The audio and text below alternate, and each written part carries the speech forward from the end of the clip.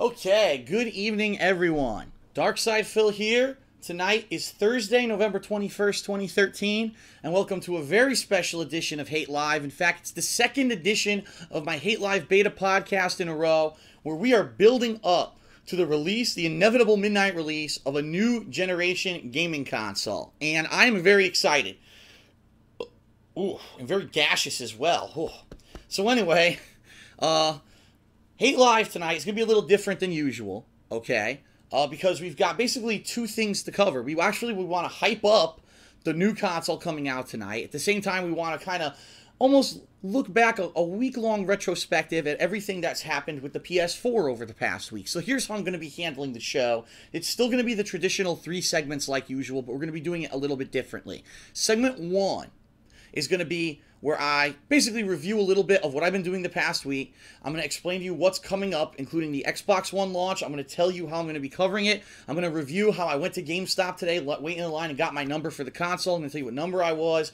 Then I'm going to explain to you the streaming tonight. How's that going to happen? Once I get back from getting my Xbox One, I'm going to explain tomorrow what games am I playing, what time is John going to be here, when are we streaming, how are we covering it, yada, yada, yada. And then, of course, I'm going to explain about the entire week coming up, because this is unique in the fact that this is a holiday week as well as the release of a new console, all right? So I have to juggle things around a little bit, but at the same time, I think it's going to work out pretty well for our intents and purposes. And then also, I'm taking time off soon, so I want to talk a little bit about that so it doesn't take you guys by surprise.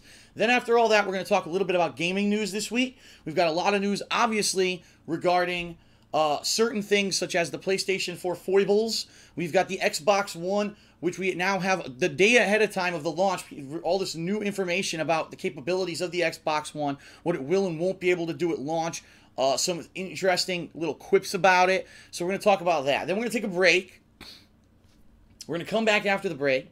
And after the break, we're going to do not a back in the day segment like usual. It's going to be my week-long retrospective on the PS4. 1 week with PS4. What did I think of the console? What did I think of the controllers? What do I think of the hardware itself, the dashboard and software integration of it, the capabilities of the console? And then I'm going to talk individually about a lot of the games that I had the luxury to enjoy this week as part of my job, which is pretty crazy to think that here we are, it's a new console generation. I get to do this for a living. It's awesome.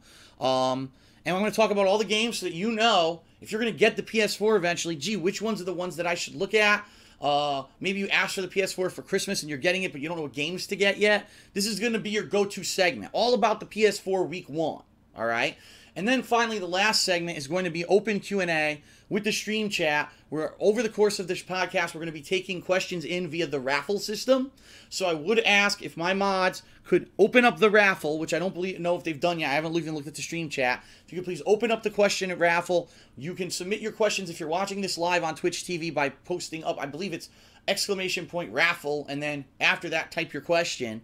And it'll get into the raffle. At the end of the show, the last segment, I'll pull questions and answer some randomly. And that'll pretty much finish it off. Looking for about a 2-hour show tonight. Maybe I'll try to go a little bit shorter, because just like last week, at 11 p.m. Eastern Standard Time, there's going to be a big Xbox One press conference on Spike TV and streamed on the internet, just like Sony did with the PS4. There's going to be information and news about new games coming out. So I definitely want to see that. And so, of course, inevitably at midnight, I also have to pick up my Xbox One. So I can't dilly-dally.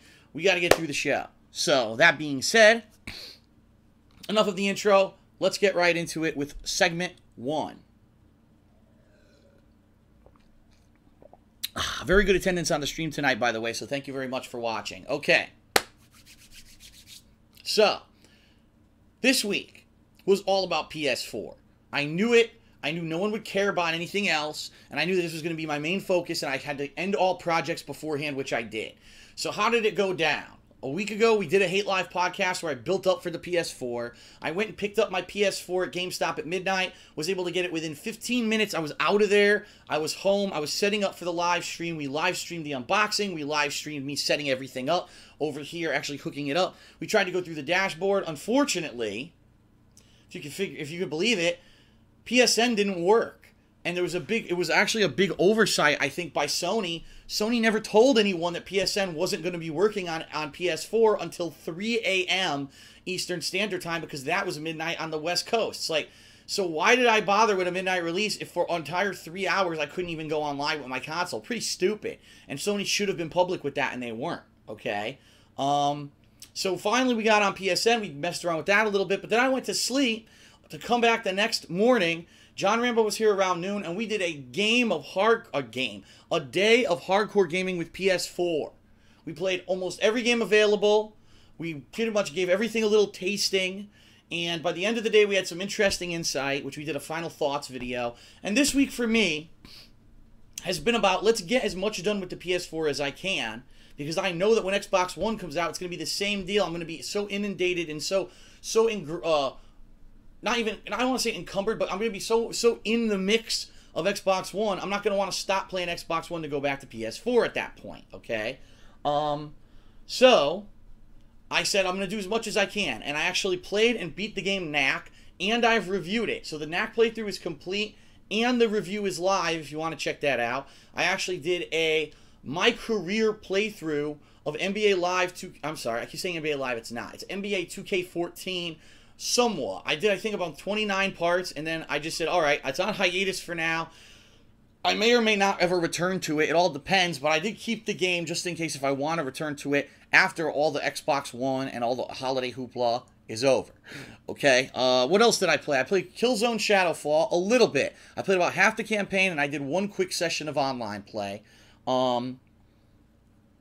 Amongst other games that I picked up, such as Need for Speed Rivals, which I didn't really, I'll be honest, I didn't get an honest chance to really play Need for Speed that much.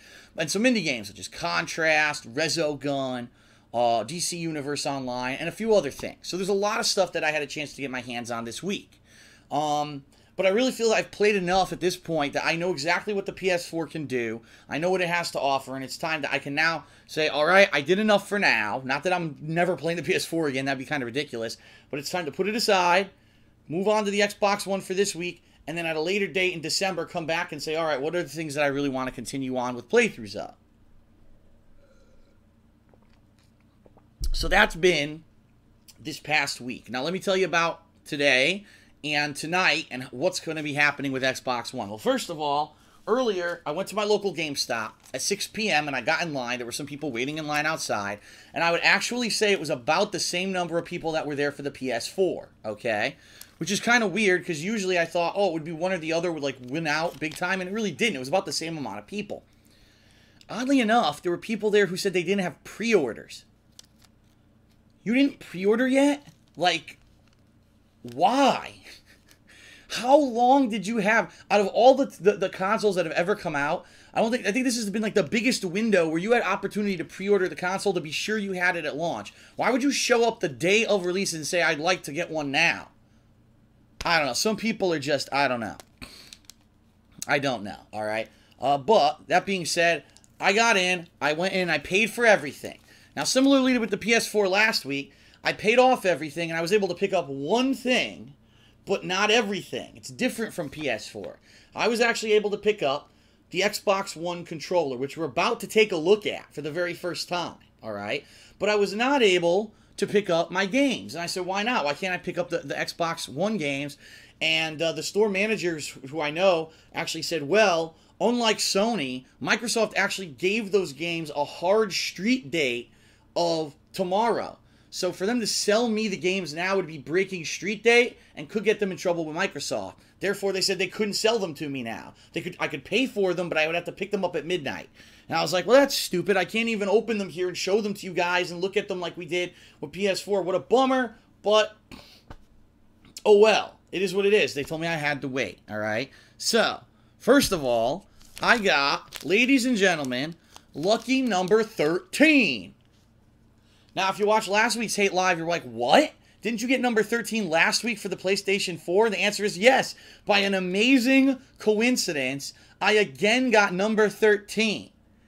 So usually you'd say, well, that's bad luck. But hey, I didn't have any problems with my PS4. So fingers crossed that I have no problems with my Xbox One either. However, my store manager did actually tell me that I guess GameStop did a smart thing this time, and they realized that the high failure rate of the Xbox 360 was such a problem for them as a retail chain. They kept some Xbox Ones for failured systems. So if you bought the protection plan, which I did, I bought 1 year, I think it was $50. For 1 year, if anything goes wrong with my Xbox One, I just bring it back to GameStop and they give me another one immediately, or they'll have one shipped in from this warehouse that's holding the surplus Xbox Ones, and they'll ship me one shortly. So I'm covered if it is fucked up like the Xbox 360, because let me tell you, what a history I've had with the Xbox 360, and I even had a faulty console at launch. At least now I'm guaranteed I'm going to be alright. Okay? So, number 13. I'll be there tonight, midnight, to get my Xbox One and number 13. Well, let's take a look at the Xbox One gamepad and actually see, gee, what does this look like in comparison to a standard Xbox 360 gamepad? So first of all, what does it say on the back? It says, elevate your game. It has impulse triggers, supposedly. I don't know what the fuck that means. Impulse triggers. And it says precision comfort with redesigned thumbsticks. It says on the side of the box, what does it come with? The controller and batteries. So, interestingly enough, right away, there's a difference between PS4 and Xbox 360, just like there was with PS3 and Xbox. I'm sorry. Now I'm getting it all confused. There's a difference between the controllers for the next-gen consoles, just like there were for the current gen. Let's put it that way. Microsoft, once again, opting to go with batteries, not with an internal battery, but batteries that you could just put in your cell, or you can buy a rechargeable battery pack. So you have the option to do one or the other. All right, so let's now open this. So what you get, this is it. Your Xbox One controller and your batteries. I haven't even put them in yet. So some interesting things to note that are different about the controller from the Xbox 360. Number one, the battery pack. Take a look at it. See that? It's a door on the back of the gamepad. Unlike the Xbox 360, where it was that big clunky battery pack that stuck out the back, it's streamlined into the controller this time around. So no big lump on the back of your controller. I think that may be a big plus. All right. Now you can use regular batteries, like I said. Actually has a connector here if you want to use a wireless rechargeable battery as well. All right. What's the next change? Immediately I can tell you, looking at the face of the controller, the D-pad has been redesigned. Looks more like a standard D-pad from a classic, say, Super Nintendo or even NES system, which is good. It's not that circular piece of crap that you can never really definitively push in one direction. The thumbsticks, I can tell you right now, just feeling them, first of all, they're tighter. They are much tighter than the Xbox 360s. They're also have way less resistance when you push them in to click. See, they don't really have to move in that much when you click them for L3 and R3. So it may be easier to do that, or I don't know, because if you remember on PS4, it's the same thing. And sometimes this week when I was playing Battlefield, I was accidentally melee attacking when I didn't want to. Is it very similar? We'll have to see. The shoulders are actually wider, as you can see, wider than the old 360 controller. And the big change here are the triggers. The triggers are nothing like they used to be. They're actually wide things that you depress gradually, and they actually depress very quickly. There's almost no resistance when I do this, and that's very different. 360 had a lot of resistance. It actually felt a little tight. This does not. So it's going to be interesting to see how this is going to factor in with upcoming games and shooters and such, and if there's like sensitivity, extra sensitivity in the control or not. Okay. Now also, there is an Xbox One home button, all right? And I'm assuming these are back and start buttons, but I don't know, because they don't say what they are. There's weird fucking symbols on them. I don't know what those are. I have no idea. And last but not least, your face buttons pretty much feel the same as the last gen. If anything, they feel a little bit more responsive, which you would expect. Similar to the face buttons on the PS4 controller felt really good too. And then finally, the thumbsticks are concave. I'm sorry, is that convex or concave? I always forget. Basically, they're depressed in the middle, just like the PS4 controllers. So both controllers this generation went with this depressed indentation on your thumbstick. All right? So I'm going to take a look and see if there's anything else in this box. Because I haven't looked yet. Oh, okay. What the heck? Well, guess what? We're going to have some good giveaways tonight. We're not going to do this now. I'll probably do this later tonight. Comes with a 2-day trial of Xbox Live. Pretty neat, huh? So I'm going to give that away later tonight on my unboxing and, you know, first look stream of Xbox One. All right? And then, of course, you got your typical safety nonsense that no one fucking reads. And you got your quick setup guide that just says, this is pretty funny, put batteries in the controller and press the fucking button so that it syncs with your system. That's all it says. Nothing else. Nothing. Literally nothing. So, that's the Xbox One controller. For now, put it away, because as you know, there will be one in the console as well, and that'll probably be the one that I'm going to use for my gameplay come tonight. Or not tonight, till come tomorrow. John, more than likely, will be using this bear. Alright, so that's the controller. Let's get that out of the way. Alright, so, how am I handling the launch tonight? Pretty much identical to how I did it last week with the PS4, and allow me to explain. So I'm going to... Wow! Holy Toledo. That was a big one, and it came out of nowhere. Alright. I'm going to get out of here probably around, I don't know, 11:30, 11:45-ish, to head over to GameStop. Since I have a number, I don't have to wait. I just wait for the 12 people in front of me, and then I go pick it up at midnight. Going to pick up my console, going to pick up the games, going to pick up everything. Going to head back here, alright? We're going to do live unboxing. Now, because the games, since I haven't had my hands on any of the games, I didn't get to unbox them ahead of time. Therefore, it will be the unboxing of the console, an unboxing of everything, including the Kinect and all that. I'm going to show you all the accessories, and then I'm going to unbox the games as well. So it's going to be a multi-unboxing live stream here on Twitch, and it will be immediately uploaded to YouTube as well. So don't worry if you're watching this on YouTube, you feel like you're left behind. It wasn't like that last week. I literally, right after streaming on Twitch, would upload to YouTube, and lightning fast it would go live. Everyone on YouTube was pleased. They didn't feel left out or like pissed off that they weren't there for the live stream, okay? Then, once that's uploaded, I am going to continue with my live stream, and it's actually going to be exactly what I did with PS4. So we're going to turn this camera around, look at my setup. You're going to notice tonight I removed my old Kinect from my TV. It's the first time I've done that since I moved in here and got this big TV. Removed the Kinect from this TV. It's a big open space for the new Kinect 2.0. We're going to set up the Kinect 2.0 live. I'm going to show you where I'm going to put my Xbox One. I cleared out room. It's actually going to be between my PS4 and my Wii U. So it's really the next-gen shelf. Has all 3 next-gen consoles on it. Of course, I'm a complete lying dickhead for saying that because the Wii U is not a next-gen system. It's barely a current-gen system. So I know that some people are probably pissed right now.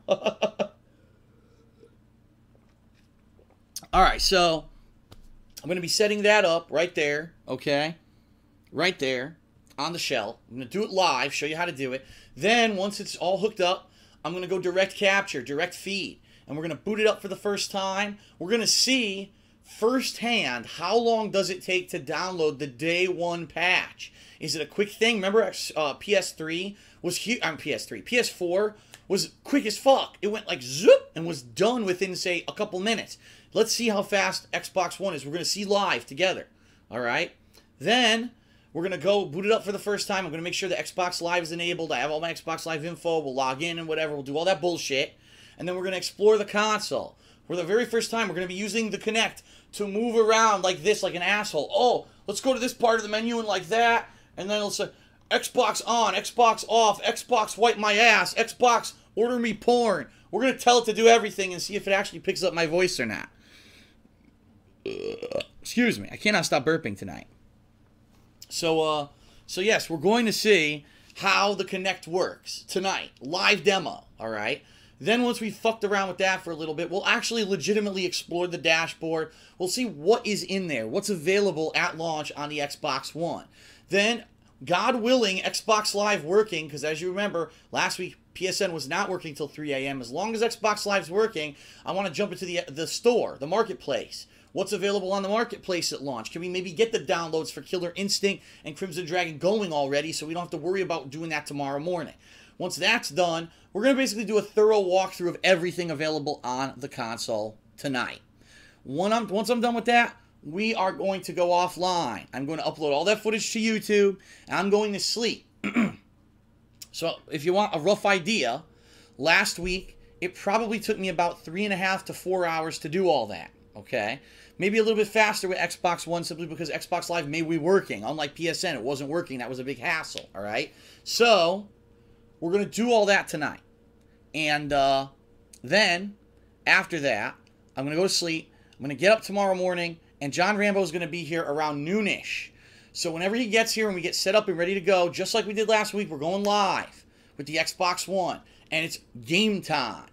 Tomorrow during the day is game time. We're going to be checking out all of the major retail releases that are console exclusives, as well as 2 that are console exclusives that are digital, and then we're going to explore the rest of the Xbox Live Marketplace. So, for example, we are going to be playing Dead Rising 3, Forza Motorsports 5, Killer Instinct, Crimson Dragon, and Rise. We're going to be checking out those 5 games for sure, and then we're going to see what else is available on the marketplace. Maybe download 1 or 2 other games, and we're going to be testing those out too. So it'll probably be a few less games than the PS4 was, but they're meatier games. Your Killer Instinct, you can't play that for 5 minutes and say, okay, I know what it is. You got to really test every character, and it's going to be unique for us, number 1, to be using the new gamepad with the fighting game, which we have no idea how responsive it is, and number 2, to be trying a new fighting game on launch day to former pro fighting game players. How cool is that? That's going to be a lot of fun. New fighting game on launch day, 2 former pro fighters testing it out and giving you their opinions on it. We're going to try out all the characters and all of that. Dead Rising 3, we're probably going to play an hour or so of it, if not more, because we both love Dead Rising. The problem is it's not co-op in the same local area. I'd have to have 2 fucking Xbox Ones to do a co-op playthrough. Shame on Microsoft in this day and age. A next-gen console, you can't even make a launch title couch co-op. And in fact, if you actually look at the games that are for Xbox One, I don't know if there's any that are like couch co-op. You know what I mean? You've got Killer Instinct that's couch versus, but there's nothing that you can play together. It's like, what were they thinking? You want that experience on day 1, and they didn't have any. At least with PS4, we had knack. Here, we got nothing. All right? So, we're going to explore all those games over the course of the day. All those videos will be uploaded to my YouTube channel, DSP Gaming. And then in conclusion, at the end of tomorrow, just like we did at the end of Friday last week, we'll be doing our final thoughts video with 1 day with Xbox One. Then for the rest of this week, what I will be doing is systematically tackling each of these games that I started and doing playthroughs of. Dead Rising 3 is a shoo-in. I'm doing a full playthrough of Dead Rising 3. I don't care if there's a fucking tiger that I can't fucking kill. I'm going to take my fucking chainsaw and shove its fucking chainsaw up his ass and gut it like a butcher because I'm a crazy motherfucker and I'm beating Dead Rising 3 if I have to play it by myself. I don't care. Dead Rising 2 fucking pissed me off. Dead Rising 3, I'm getting my goddamn revenge. Okay. And then, of course, you'll also have Killer Instinct that I'm sure I'm going to want to get into and try all the characters, especially online competitive play the first week is going to be awesome. Everyone's going to be on an equal playing field trying to learn the game. So I'm going to really enjoy doing that. Rise, from what everyone's saying, yes, it's a very quick time heavy game. It's pretty much is just quick time events, but that could give itself a good first playthrough. People are saying it is good for a first run through. It's kind of fun.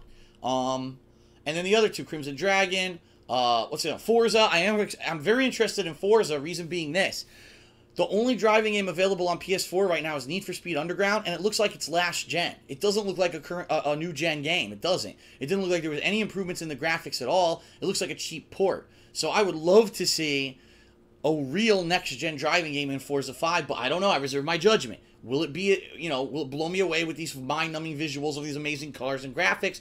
It remains to be seen. We're going to find out tomorrow.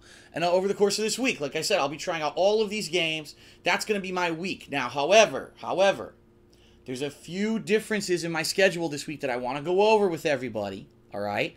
Because I want everyone to know what days I am hardcore into it and what days I'm not, all right? Saturday, absolutely. Marathon. I don't know what I'll be playing it, but I'm going to do marathon of gaming. Sunday is going to be a lighter day because, number 1, I'm actually going to dinner with my parents on Sunday for the first time in 2 weeks. Number 2, I do want to record the weekend preview because once we've done this launch event, once I've done hardcore gaming on Saturday, I'll have a better idea of what I want to tackle in what order. And so Sunday, I will be doing the weekend preview where I'll explain to all of you how that's going to work. Monday, Tuesday, and Wednesday, hardcore gaming days. Just boom, boom, boom, going to be going nuts doing it. I do actually have a new DSP Tries It for you guys next week. I know I just released one yesterday, In a week's time, I have one, so there will be one over the course of next week, okay? Thursday of next week is Thanksgiving, at least in North America. I know in other countries some celebrate Thanksgiving and some don't. The way I'm going to handle that is probably the first half of the day I will have a major stream. Then I'm probably going to go have dinner with my parents. I'm probably going to come back from dinner, and I want to do a Thanksgiving special this year. And when I say that, it won't be gameplay. I want to sit here and I want to talk personally with you guys about a lot of the stuff that's been going on in my life recently. A lot of the stuff that's going to be affecting me very shortly. In fact, as of Thursday of next week, I may have a lot more information for you guys about my future regarding, you know, me live streaming and me doing videos on YouTube and all that full time, about me possibly moving next year. I'm going to have a lot more information, hopefully by Thanksgiving, about this stuff for you guys. I'd like to share that with you, but most importantly, I'd like to take an opportunity to give thanks for the things that I am very thankful for, because let's face it, someone who's been able to now do his hobby for 3 years, his hobby for life, turned into a way to support himself for 3 freaking years. I'm just so grateful for so many things, and I do want to express that thanks. That's going to all be in the Thanksgiving special 1 week from tonight.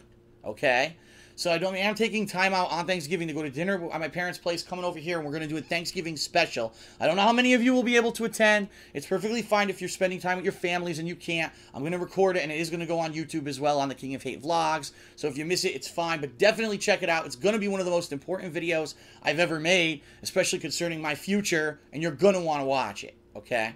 All right, so that's going to be on Thanksgiving. Now,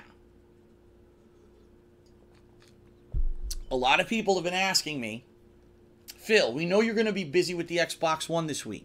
However, were you aware that both Super Mario 3D World was released for the Wii U tonight actually it is, and were you also aware that The Legend of Zelda A Link Between Worlds for the 3DS has been released tonight, midnight, okay, supposedly, but it's not really midnight. I'm going to explain what I mean by that. Yes, I am. I'm getting both games. I just didn't get them yet, and I'm not getting them tonight either. My Gamestop is not selling those at midnight. They're telling me that those are releases, but they're not going to allow you to buy them then because it's no special midnight release. It's only for Xbox One.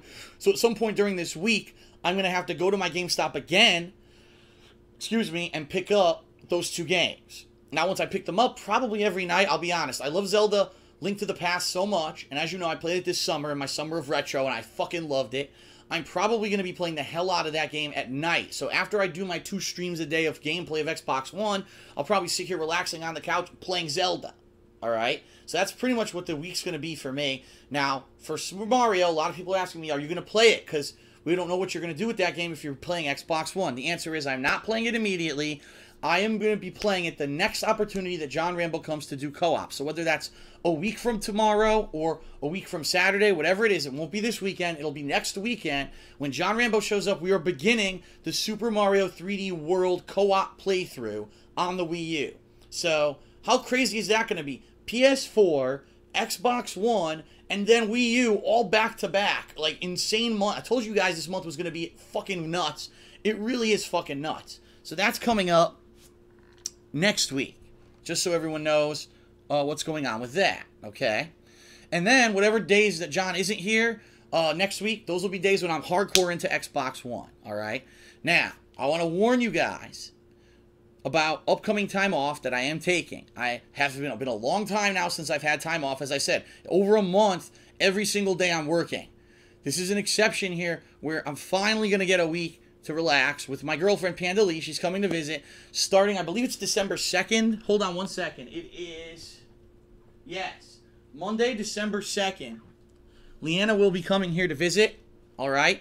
And she's going to be here until that weekend, which I believe is that Saturday after.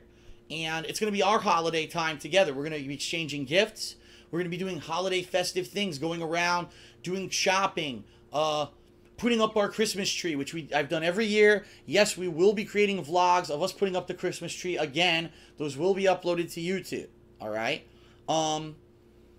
There's a lot of stuff we're going to be doing, a lot of stuff that week. So whether or not we cover it or not in a video, however, what I'm hoping is that at that point I will have gotten a ton of footage of Xbox One. There's already a ton of footage of PS4. So you guys at that point can check out all those videos if you haven't had a chance. There's going to be a few days with no new stuff, I'm sure. You'll have a chance to check that out finally, rather than saying, oh no, there's no videos to watch. Of course there will be. Do you really think that anyone watched all the PS4 footage from this past week? No. There's been too much to keep up to watch every video. I understand that. So I hope you'll take that opportunity during that week to check out that stuff. And then I'll be back the second week of December for a lot of things. First of all, to finish up any loose ends. Right now, people are dying for me to go back to NBA 2K14. They don't want me to end that playthrough. I'm sure I'm not going to beat everything in Xbox One in only a week. In addition to that, there's other projects that I do want to get back to, including Grand Theft Auto Online, which has now had an update. Everyone's gotten $500,000 of in-game currency because the thing was down for so long. And the very first DLC, which is free for everyone, which is, I think it's called Beach Bum, it's all stuff on the beach, has been released. And I guarantee you, right now on the podcast, I've got 1,400 people watching. Probably not half of you knew that, because no one's talking about GTA Online anymore, because it was such a fucking flop at launch, no one cares anymore. And that's unfortunately what happens with these things. If you don't have them ready at launch, that's it, the hype's gone, buddy. And so Rockstar, who thought they were going to do so many great things with GTA Online, and it was going to be this crazy thing that we were going to expand it in the future and add to it, nobody cares. They released the first DLC, no one gives a fuck. And that's what happens. So shame on Rockstar for taking so long to get it to work. Now no one cares about their project anymore. But that being said, I want to do another session of GTA Online because I want to get some more footage. Some people have already told me they figured out possibly how to do a tank heist. The special tank that you can steal. Maybe there's other stuff that we can do for a final session so that in December I can work on Suicide Kings, all right? And, of course, I'm going to start my year-end series. December is the super busy month for me. So, a lot of stuff is coming up shortly. That's how I'm going to be covering it, all right?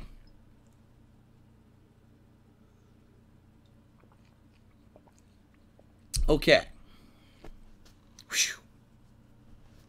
All right. Last part of segment 1. I'll be honest, I'm almost out of water, so we need to get this over with soon. 2 things to talk about in segment 1. First of all, day 1 foibles of the PS4 and the Xbox One.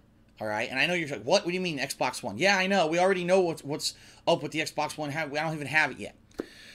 The PS4, unfortunately, as I said, PSN was not live until 3 a.m. Eastern Standard Time. They didn't even tell anybody that. So everyone rushed out to their midnight release parties, came home, and no one could play their console. I thought it was hilarious, because don't you remember, they actually had on TV, on Spike TV, we're live in Times Square, I think it was the East Coast, right? New York. Here's where it all began, where we did our first press conference. So, kid in line, what are you going to play as soon as you get home with your new PS4? He's like, I'm going to play Call of Duty. I'm going to play Battlefield 4. To which I said, no, you didn't. You went home, and just like everyone else, you turned it on, you fucking sat there for 3 hours with your thumb up your ass, because Sony didn't turn on fucking PSN, because they're idiots. So, that was a big fuck up. However, since they turned on PSN, it does need to be said, it's fine. It's been stable progressively over the course of the week. PSN's gotten better and better. The dashboard is now active in PlayStation 4.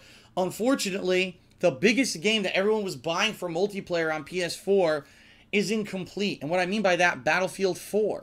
Battlefield 4 was heavily advertised that for next-gen consoles was going to have 64-player multiplayer. So everyone said, don't get it for current gen. If you get it for current gen, you're an idiot. Wait it out. Buy it for next gen. It's going to be amazing. Well, guess what?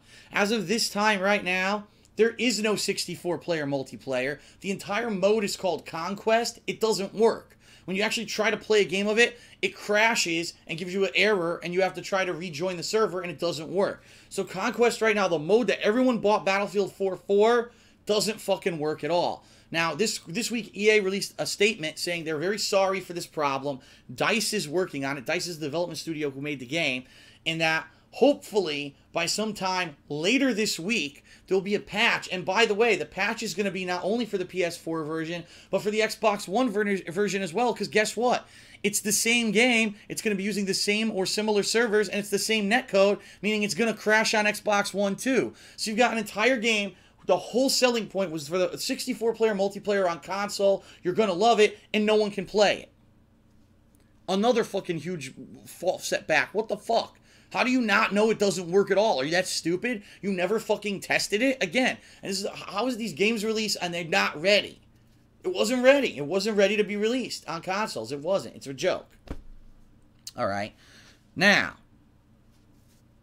let's talk about the Xbox One. Let's flip it now. We just talked about a few things in the news about PS4. Xbox One all this time, super hyped, all this crazy stuff about it. Oh, you can use it as your TV, you could, this and that. Oh my God, it's gonna have great visuals. Oh my God, you're gonna, Twitch TV, we got a partnership with Twitch TV. You're gonna be able to stream on Twitch TV. Oh my God. Oh, guess what? Let's talk turkey, because it's been 2 weeks now.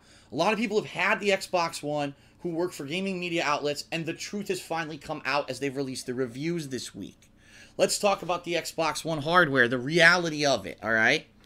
Number one, there is no live streaming on Xbox One as of right now. It doesn't exist. And you might be saying, what? That's bullshit. First of all, Microsoft announced it. They said it would be ready. Number two, PlayStation 4 has it. So we know that it's possible to do it. And the answer is no. Xbox and Xbox One, working with Twitch, tried to get it to work, and it wasn't stable. It works, you can stream on Xbox One, but it's not stable. So they disabled the feature. You can't do it. You cannot stream on Xbox One at launch. They're saying there is going to be an update in the future where you'll be able to do it, but that's bullshit. You can't have a next-gen console release where there's no streaming capability when you promised it. And by the way, your competitor who released a week before you in North America has it. It's bullshit. It really is. It's not fair. So now everyone who was promised this, they figured, oh, it doesn't matter what console I get, I can live stream. You just got fucked by Microsoft right in your ass. And it's not fair. It's absolutely not fair. It's an unfair business practice. And it's actually false advertising on Microsoft's behalf, in my opinion, to saying it was going to have it, and then they don't have it for launch. And by the way, they didn't even tell anyone. That came out from a media outlet. It didn't come from Microsoft saying, oh, it's not ready, because they didn't want to admit it. They wanted to look like the good guy. It was actually one of these other media outlets like IGN or whoever that broke the story. It's bullshit. All right? But that's just the tip of the iceberg. The next big thing that was revealed this week is that the Xbox One, in most cases, is still going to render at a native 720p resolution for almost every game on it. Okay, well, last generation, most games rendered at 720p native. So where's the next gen and next gen? Now, I made an argument last week, and I said, listen, here's the thing, though. Here's what you need to really think about. Sony's PS4 already said a lot of the games will be 720p, but they're going to make an effort moving forward that most major games will be 1080p native. All right? Highest resolution possible of HD on consoles. But we didn't know what frame rate the games would run at. Well, now we've seen games like Knack. We saw Battlefield 4, which actually is not 1080p, it's 900p, but that's still better than the Xbox One. And apparently, those are running at very high frame rates, right? In fact, I did a full playthrough of Knack. Very, very few times did the frame rate ever dip. Unfortunately, what people are saying is with a lot of the titles on Xbox One, including the biggest one, is supposed to be the startlingly biggest one. Dead Rising 3 runs at 720p, and a lot of the times runs only at like 20 frames per second. It actually chops up and gets low frame rate when there's a lot of zombies around you. To which I say, wow, how is that next gen? If you're going to make a game that's a launch title and you really want people to buy it, you have to provide them quality. Obviously, what they did is they cut corners. They wanted to put a ton of zombies in the street and say, oh, it's next gen. But then it runs at a lower frame rate? No, there shouldn't be. This is the next gen. I'm paying you $600 for a new console. There shouldn't be a trade-off. Oh, you traded off frames of animation so that we could put more zombies. No, fuck that. That's called lazy game development. That's called rushing to get your game out for launch instead of taking the time to make it run at least 30 frames per second, which is the industry fucking standard for video games, you stupid douchebags. So I'm very appalled to hear this. I made the argument last week, okay, maybe Microsoft games will run at 720p, but maybe they'll have a higher frame rate. At least from the launch titles, people are saying that's not the case. So I say, where is the next gen in next gen if you're still running at the same resolution and lower frame rates than the last console? I'd like to have an answer from Microsoft. I don't have an answer for you guys tonight, all right? Okay. In addition to that, we've got more news. Yeah, I know, it just keeps piling on, right? Apparently, as you know, the Xbox One's supposed to be your go-to one destination for entertainment, which means they want you, they really, really want you to hook up your cable service to the Xbox One. They don't want your cable service going through, your own stuff. They want it going through Xbox One. Okay, so that's what they want, right? Found out this week that if you do that, the Xbox One downgrades the quality of the audio in your cable from surround sound to stereo by default. Now, there was some kind of a weird setting in all of the demo Xbox Ones that the media got called surround beta, so which means it's a beta release. It's not even formally in the software. And when they turned that on, they got their surround sound back. And they contacted Microsoft and said, what gives? And Microsoft said, well, keep in mind the versions you have may not be the final version of the software. So it's unclear whether or not this option will appear in the retail Xbox Ones that we're all about to pick up. So what incentive do you have to hook your television up to your Xbox One if you get less? There's no value added here for me. If I'm going to get the same quality, then I'll do it because maybe I want to do all through one device, but not if I get less quality of my audio. That doesn't make sense. So again, Microsoft with a big oversight. In addition, a lot of reviewers have said the Kinect 2 does work better than the Kinect 1. So on that regard, Microsoft did fulfill their promise, but not as much as you would want it to for you to use it on a daily basis. Most media outlets are reporting that it works about 75 to 80% of the time. So about 3/4 of the time, when you give it a command, it hears you. But sometimes you get Xbox,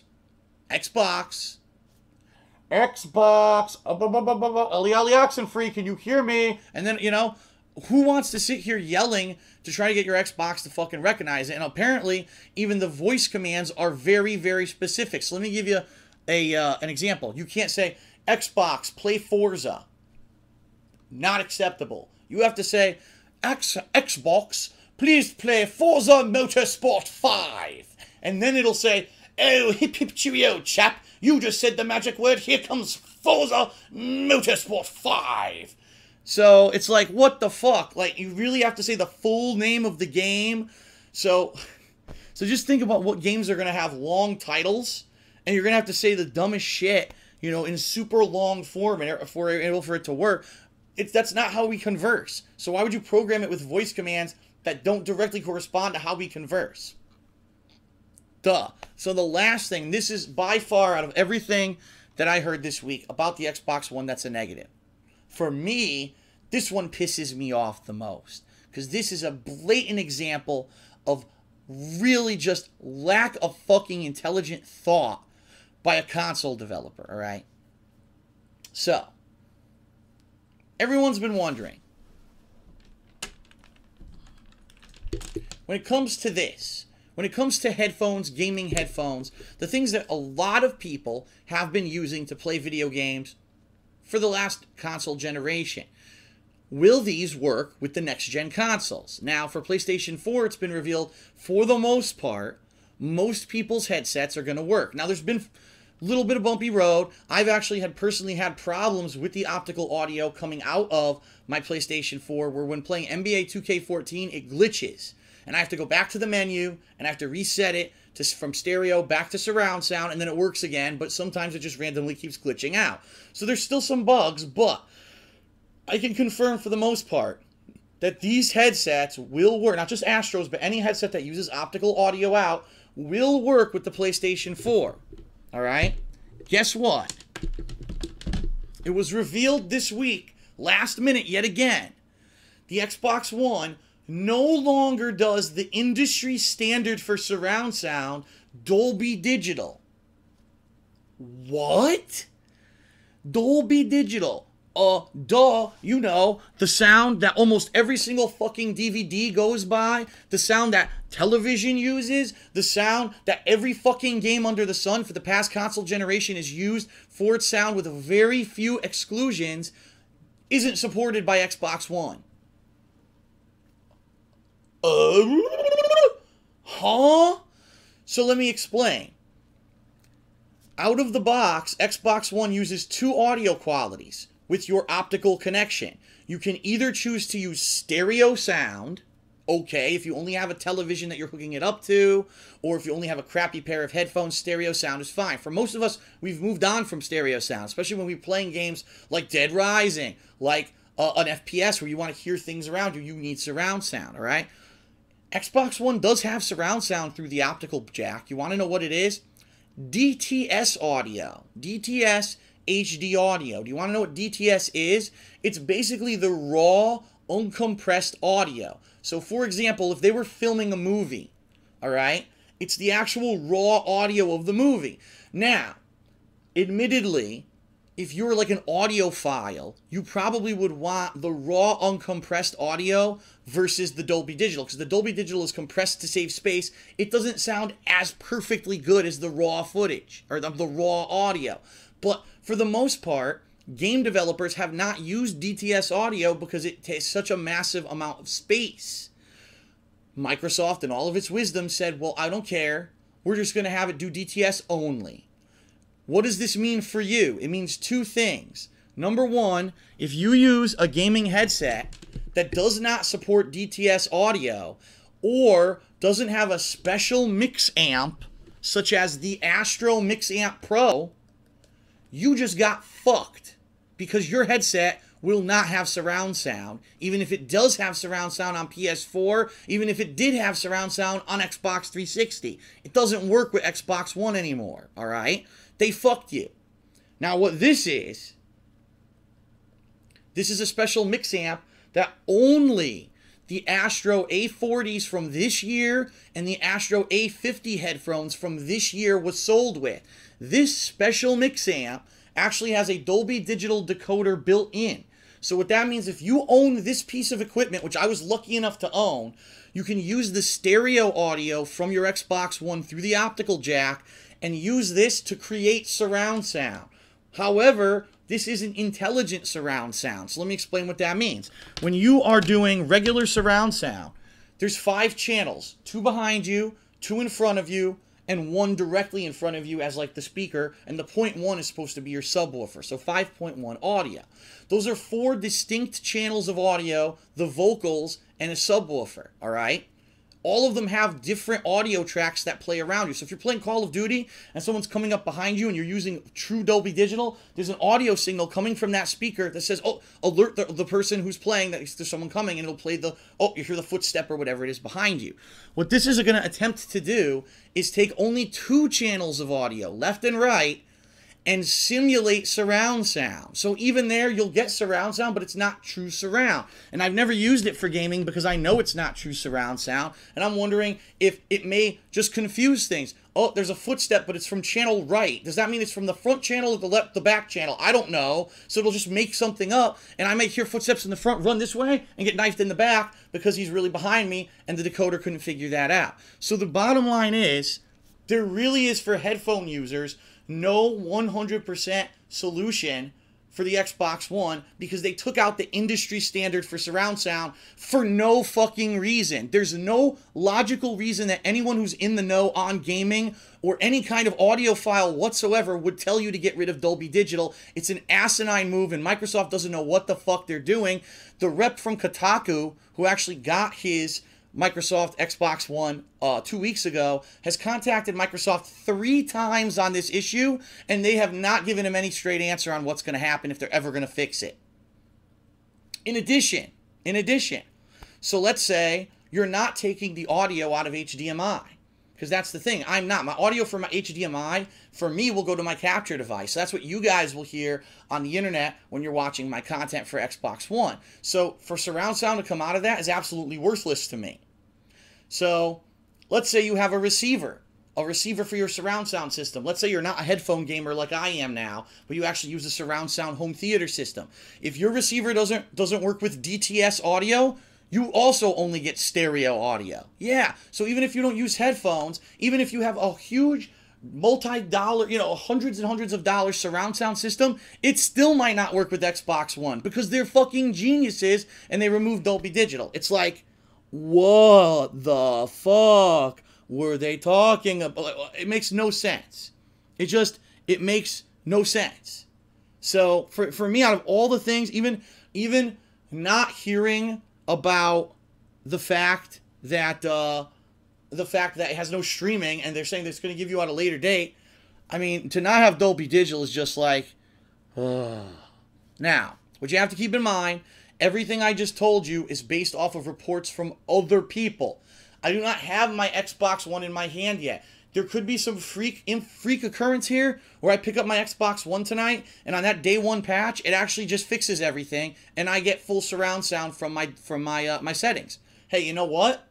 If that's the case, I'll retract my statement, but I'm just going off of what's being reported in the mainstream media, and if this is true, it's fucking stupid bullshit. It makes no fucking sense, and Microsoft needs to wake the fuck up, because if you really have a choice between a console that works with your current headphones, has live streaming, has 1080p games that run at 60 frames per second, why would you buy an Xbox One? I don't know. I don't know. Okay. Oh.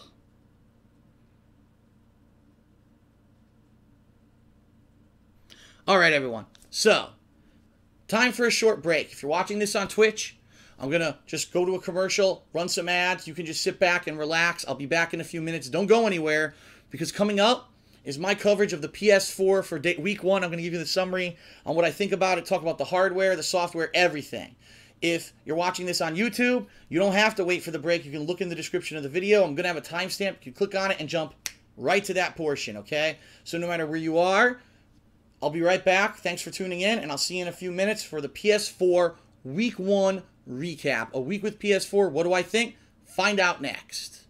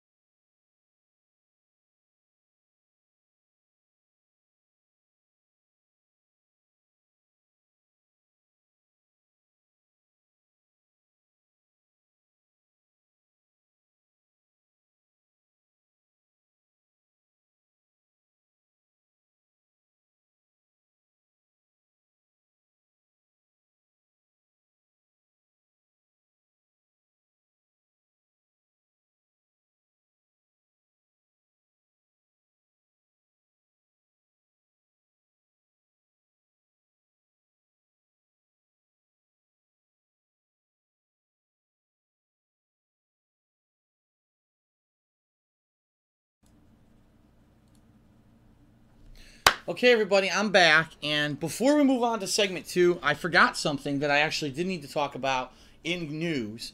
Big news this week regarding Twitch TV, so I'm going to tell you the whole story about the drama that happened, and then we're going to do my retrospective on PS4 this week, okay? So if you haven't heard what's been going on with Twitch TV and this big controversy on Reddit and everything going on, here's what happened. Okay, first of all, there is a community of people on Twitch TV known as speedrunners. These are people who run through games as fast as possible. Usually it's not newer, modern games. It's usually maybe classic games or some free-to-play games, stuff like that. But they do everything, okay? And for those of you who don't know, there is a way for you to get custom emotes here on Twitch TV. Now, I'm not sure if I even have mine queued up. Hold on a second. I do. These are the custom emotes that I have on Twitch TV. And these were made specifically because I'm a Twitch TV partner, all right? Partners get emotes.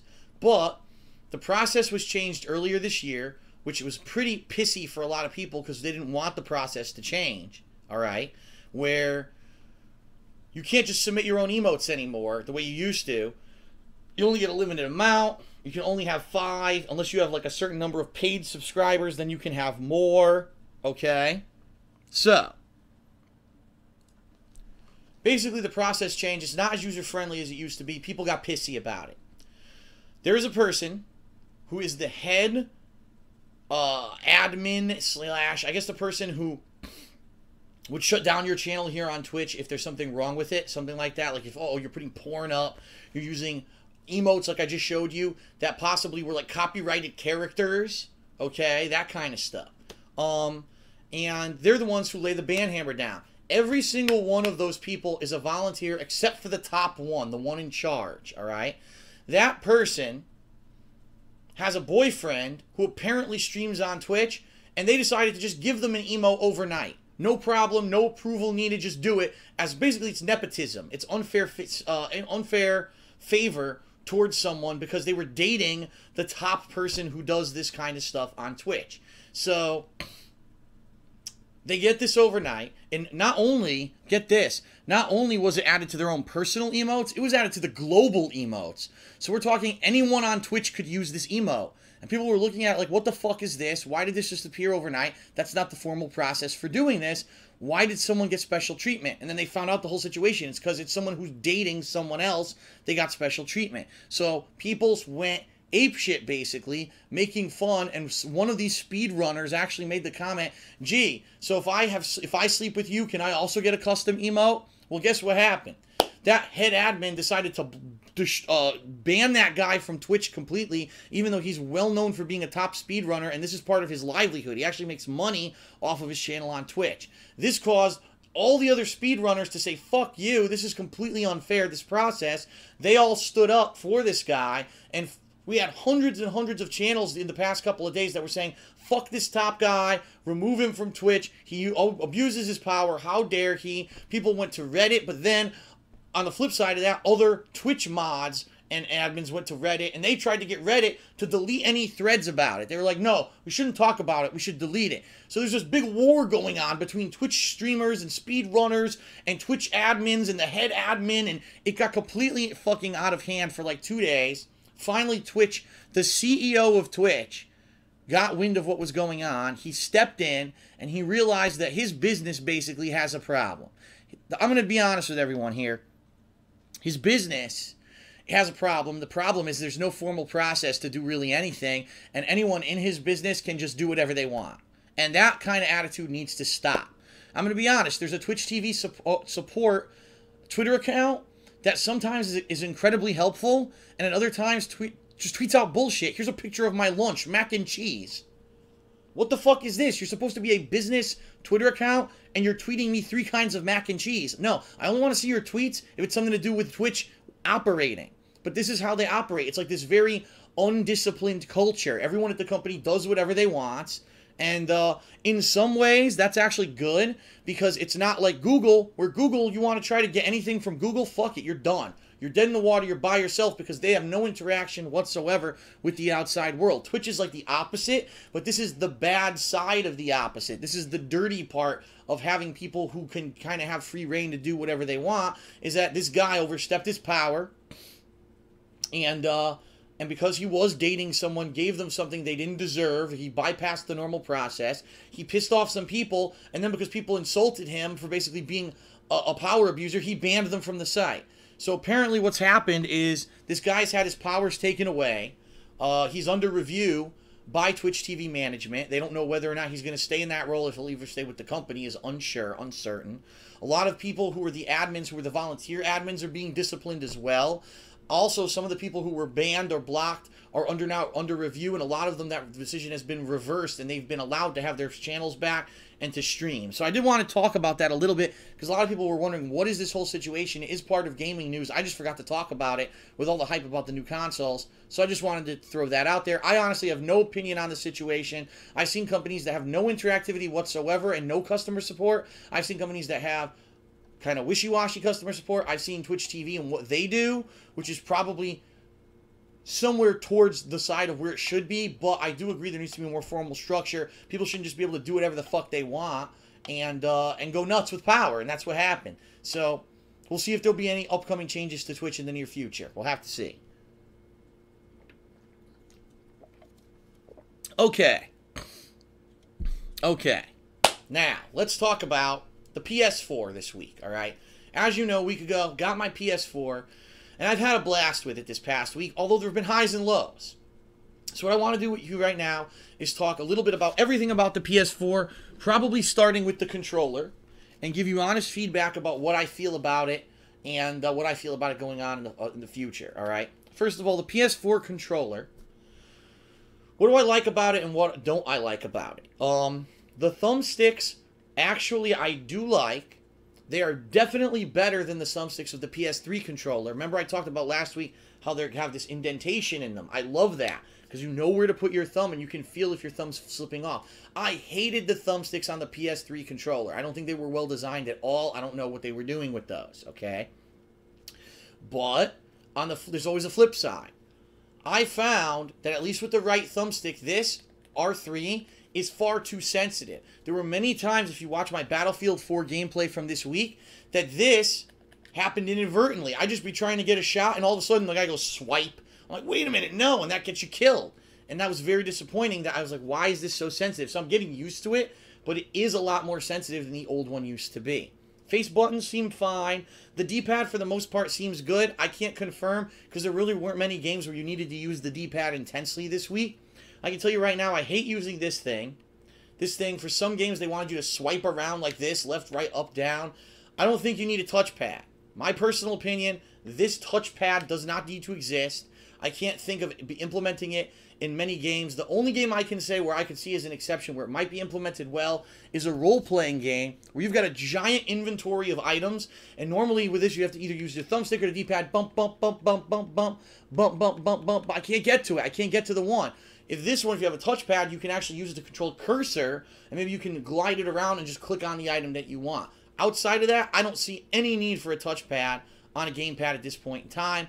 They've got it on many different gamepads I've seen, like the Ouya, the PS Vita. None of them implement it properly, and out of all the launch titles that I had, none of them used it. The only game that I have that really implements this touchpad was the game for the PS Camera, which is called Playroom. No other people bothered with it. They were like, we don't need that fucking thing. So more than likely, this is going to end up being a waste of money in the long run. I do like the fact that they built in this time around the PS Move technology. So if this stupid PS Move that I have over here collecting dust, I'm eventually either going to throw it out or trade it in for like a buck, because it's worthless now. It was a failed experiment. No one needed it. They could have built it into the controller, and they did this time around. That's a good thing. Weight-wise, I like it. It's a little bit heavier than the original DualShock. I believe it's a little bit lighter than not the DualShock, I take it back. It's a little bit heavier than the original 6-axis, because the 6-axis didn't have vibration. I think it's maybe a little bit lighter than the DualShock 3, but it's good. And by far the best improvement about the PlayStation 4 controller, the grips. Look at, I don't know if you can see this on the camera. You probably can't. I showed everyone this last week. It's not smooth here. It's actually got little bumps on it. You can feel there's a texture to it. And when you grab it, because they've been lengthened, it's a better grip on your controller, especially for really intense situations. Like, oh, in Battlefield, oh god, there's a guy, and you gotta shoot him quick. It's before it was like it was kind of flimsy. You didn't feel like you had control. Now you do, and I definitely like that about the PS4 controller. The one bummer, the battery only lasts about 4 to 5 hours, usually more like 4.5 hours long of constant gameplay. That is a huge difference from the previous PS3 controller that could last a long ass fucking time. So out of everything, that's the one real negative I can see, is that the battery life has drained significantly from the last generation of controllers. Okay?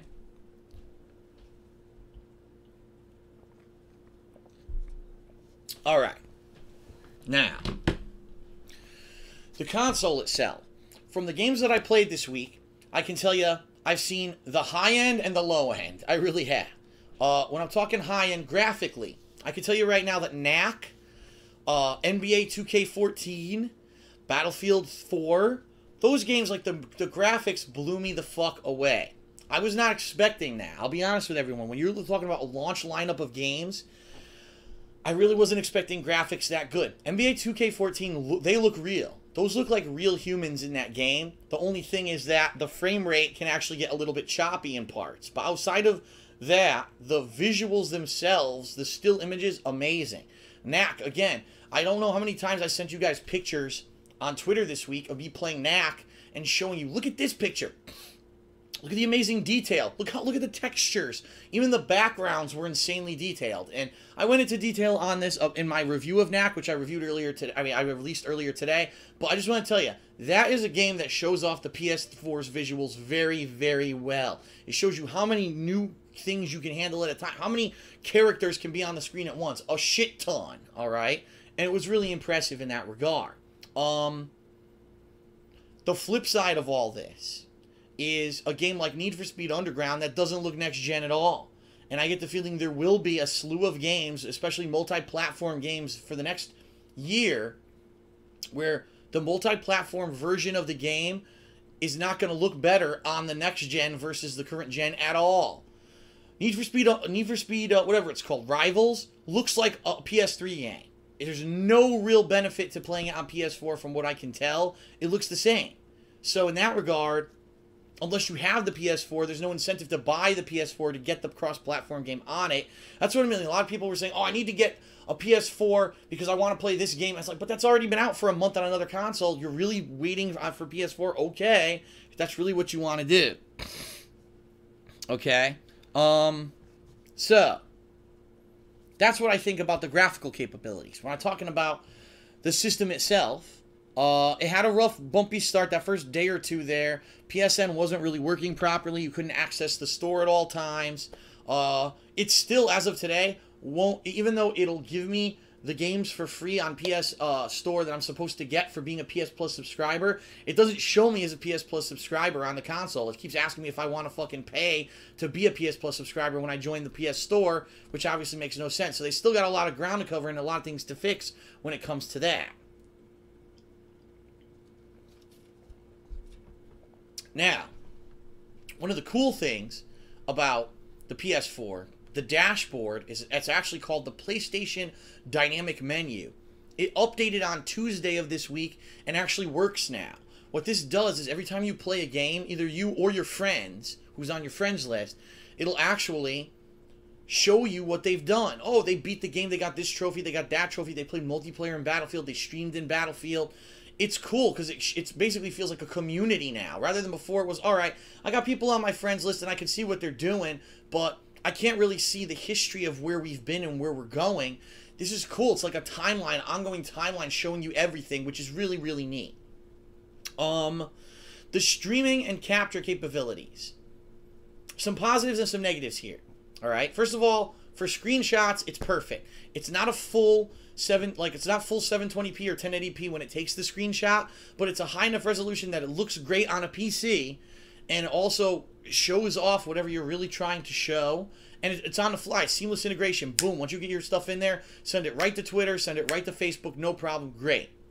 The movies, meaning the recording of a video, leaves something to be desired for multiple reasons. First of all, some games are bugged. If you actually try to record Battlefield 4, you won't get any game audio, and it's a known bug with the capture device inside the PS4. They need to fix it somehow so that it'll recognize audio in all games. Right now, it only works with certain games and not others. That's a big problem.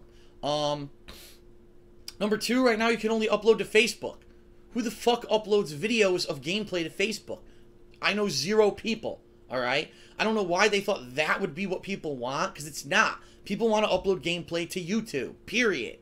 So that functionality needs to be improved or fixed so that you can actually upload your video straight to YouTube without having to go to Facebook first. I know some people say, oh, but Phil, didn't you know you can upload to Facebook, then you can download from Facebook yourself, and then you could send it to YouTube. Yeah, I want 400 steps to put up a gameplay video. Sure, no. The functionality should be there. It's not there yet. Hopefully they add it in the long run, but I don't know if they will. They haven't announced that yet. However, the live streaming is good, but there's a catch-22 to it. So let's explain.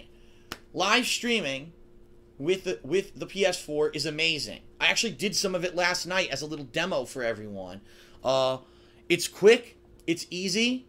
You have options. You can actually have the PS camera show your face as a face cam if you want while you're streaming.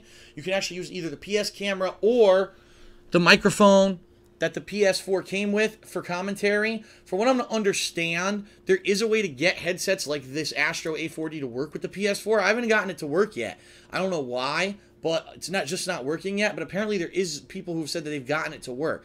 So most people are saying, yes, it's cool that you can use your own headsets with the PS4, no problem. That's a good thing. However, what we found was the commentary quality sounded awful on the little headset that comes with the PS4. And when we used it with the camera, it had a monstrous echo. Now, I don't even have that much of an echo in this room. So why is there an insane echo when I use the commentary for the camera? I have no idea. I don't know. Outside of that, very high quality. If you stream at high quality, people are saying it looks really good on Twitch. There's no problems. It looks very high quality. It looks excellent. You also have the ability to show the stream chat at the bottom. That, in my opinion, needs to be fixed because it only shows 2 lines of chat at a time. So if you have a chat like I have right now on the stream tonight, I have over 1,500 viewers right now. Imagine trying to see only 2 lines of chat at a time on the PS4 streaming on Twitch. Impossible. It would go boop, boop, boop, boop, boop, boop. Forget it. You never see that. You never even understand the chat.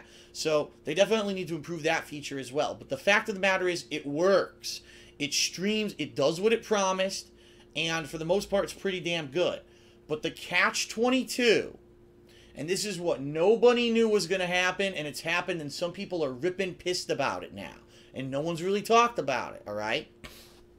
When you live stream from your PlayStation 4 onto Twitch, Twitch TV does not archive the video. I'm going to repeat that because it's a big thing. It doesn't archive the video for you. So what this means is that if you're a person who streams but also is doing a playthrough for, say, YouTube, it's worthless to you. Yeah. Why is it worthless? Because the way Twitch TV works, you stream, that stream becomes an archived video. You look at that archived video and you cut it up into 15 or 20-minute snippets, however long you do for YouTube, and you can have those go to YouTube and upload to YouTube that way. You can't do that with anything streamed on PS4 because that archived video doesn't exist. I confirmed it last night when I streamed with Knack. I streamed Knack for a couple hours last night. That video never showed up on my Twitch TV dashboard so that I could, snip it up and make it a playthrough. That's a huge problem for people who aren't like me, who don't have a copy protection bypass set up. Basically, there's no way right now to do gameplay videos with what's built into the PS4. You can only do it and upload it to Facebook, which is worthless and requires many extra steps to get it on YouTube, and even then the quality's not that good. And that's it. That's the only thing you can do. So, of everything there, the in-console capture capability of PS4 is great if all you want to do is stream, and worthless if all you want to do is upload videos to YouTube. So they're halfway there. I can see if in the next year they release a patch and all of a sudden instead of just Facebook it also has YouTube, and maybe if you can up the quality of it a little bit more, make the commentary sound a little bit better, it could be perfect. The common person could buy a PS4 out of the box and be able to do playthroughs and live streams no problem. Right now it's not there yet. It's very close for streaming, but it's nowhere near good enough when it comes to YouTube itself and doing playthroughs on YouTube, okay?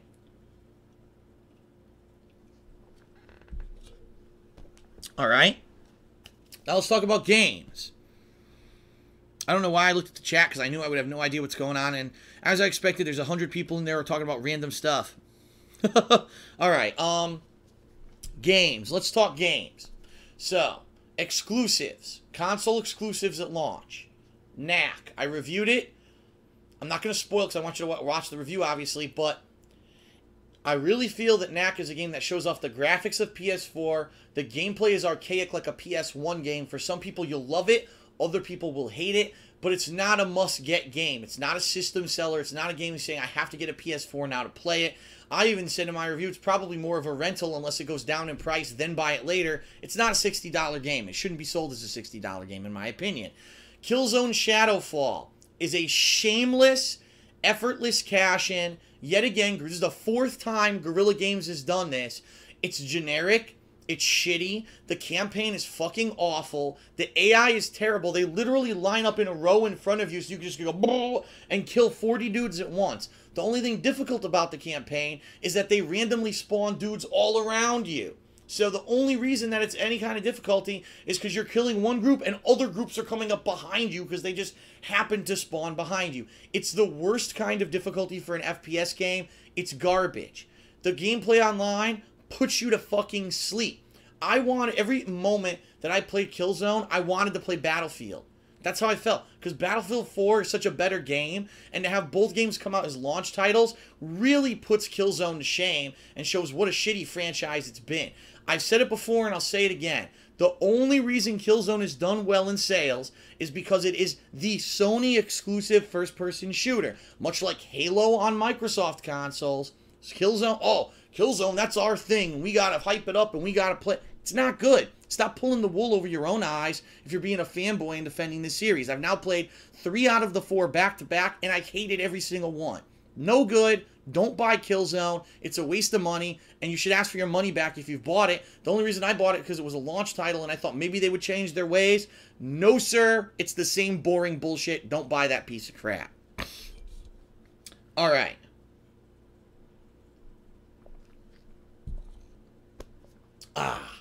NBA 2K14. As I've already said, some of the best graphics I've seen in a game ever. Photorealistic, like the dudes look exactly like who they're supposed to be. The gameplay is good. Now, I'm only playing it on rookie mode because I've never played an NBA game besides 12 before, and in 12 I only played it with Rambo for a very short period of time. I don't even know all the rules of basketball. I don't. So for me, it's hilarious to do. They actually, for the very first time on Next Gen, have this My Career mode, which is quite literally a campaign for your created character in the game. It's unique, it's interesting, it's fun. There's actually storylines that go on by, oh no, I went out drinking and I missed practice. Well, you're suspended for a game because you're an asshole. Crazy stuff like that happens, and I'm enjoying it thoroughly. I think that if you're a fan of the NBA and you're getting a PS4, it's a no-brainer. The game is very entertaining, and there's a ton of content, and you should definitely check it out.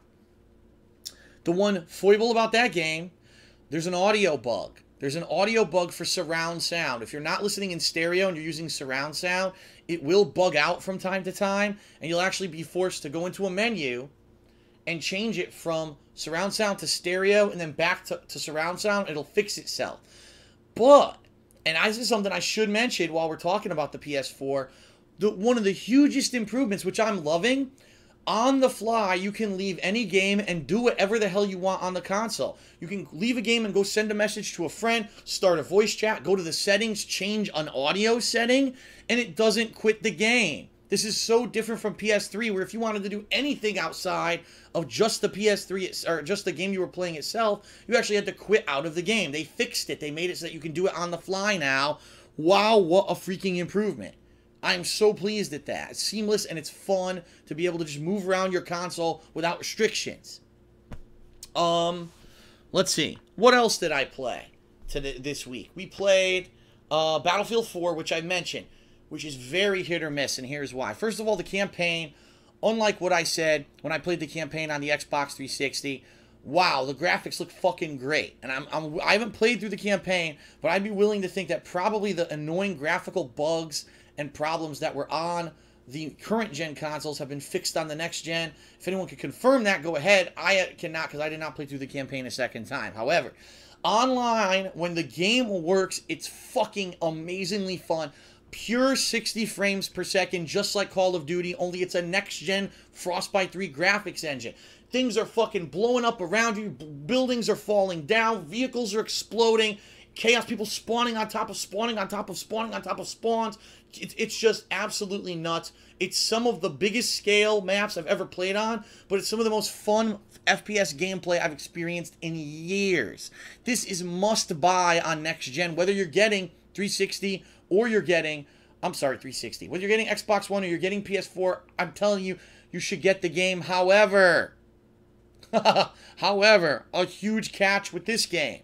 EA fucked up. EA Games fucked up. The servers cannot work with the biggest game mode, the game mode that they advertised for the game, the 64-player game mode. So if you're interested in Battlefield 4, no, right now you cannot play any of the 64-player matches. They do not work. Currently, DICE and EA are working on a fix, a patch, that's supposed to solve a lot of the issues. In addition to that, a lot of the times you'll just drop from a server for no fucking reason. They are fixing on a patch for that as well. I'm thinking, give it another week or two, that game could be one of the best FPS games of all time. And I'm not just saying that. It's that good with 60 frames per second and the next-gen graphics. It blew me the fuck away. And I think everyone should get it as soon as it starts working properly. All right?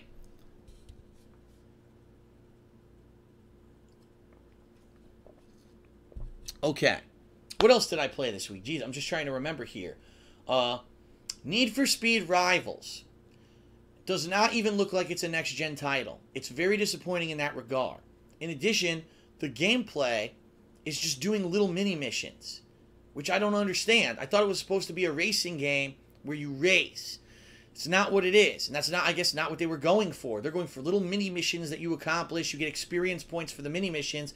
You use the experience points to buy new cars, and then go do more missions. Now, I didn't get too far into it, so I don't want to slam it, but for me, I don't think it's a very good game at this point, at least in the initial stages of what I've played. Didn't impress me with the visuals. Didn't impress me with the gameplay. That's pretty bad. So that's just my initial impression of that game.